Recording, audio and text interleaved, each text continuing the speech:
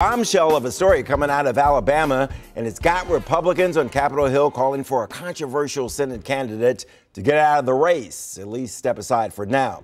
This after the Washington Post reports that Judge Roy Moore initiated a sexual encounter years ago with a 14-year-old girl.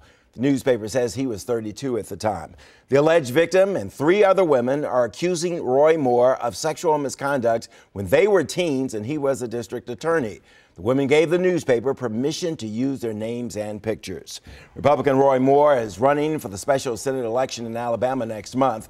Now, in a statement, he says these allegations are completely false and are a desperate political attack by the National Democratic Party and the Washington Post on this campaign. Moore is 70 years old now. Lawmakers on Capitol Hill had these responses. Yes, and if they're true, he should step aside. The allegations, if true, to me, he needs to step aside. How concerned are you going to be that this is going to hurt the Republican Party? Well, I think if he does what he should do, does the right thing, steps aside, I don't think he'll hurt the Republican Party. Would he be fit to serve in the Senate if this was true? No. If there's any shred of truth, he ought to step aside. D.C. Congressmember Eleanor Holmes Norton joins us. Thanks for being here. We were going to talk about taxes, and I'm sure Republicans right now would prefer that you talk about taxes, even though you disagree with everything they put forth. But let's talk about this first. Judge Moore, what do you make of these allegations? Bruce, this is a grenade thrown into the middle of that Senate campaign, and it's a grenade that's going to hurt. And the reason it is because he can't get off the ballot now. You would think, well, is there any way to replace him? No, it's a month out. And so they're stuck with him. They didn't want him in the first place, remember, right. And that's really important to note, that he's the last person they wanted to capture it.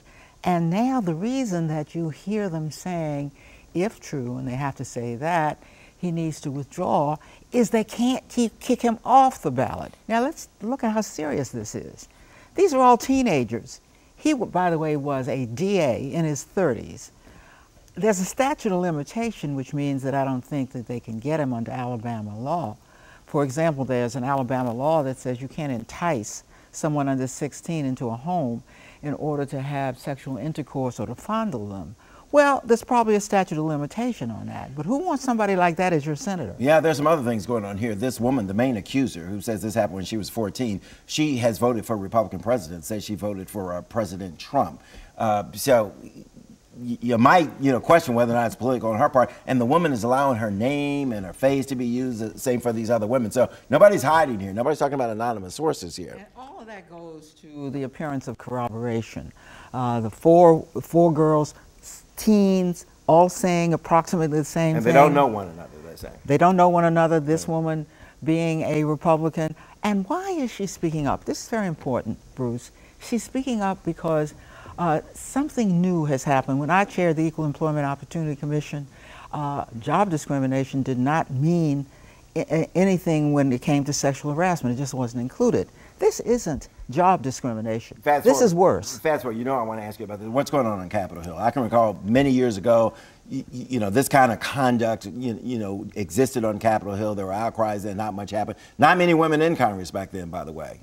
Important to note. Right. And Capitol Hill is Have they cleaned up their act? No. And there are going to be hearings. I asked to testify as a former chair of the EEOC. And they said, well, we understand your experience, but we already have our witnesses. I'm surprised that there is going to be a hearing. It's going to be a hearing in part because of what's occurring outside of the Congress, and because not too long ago, we've had members to resign because of such accusations. Okay, I want to get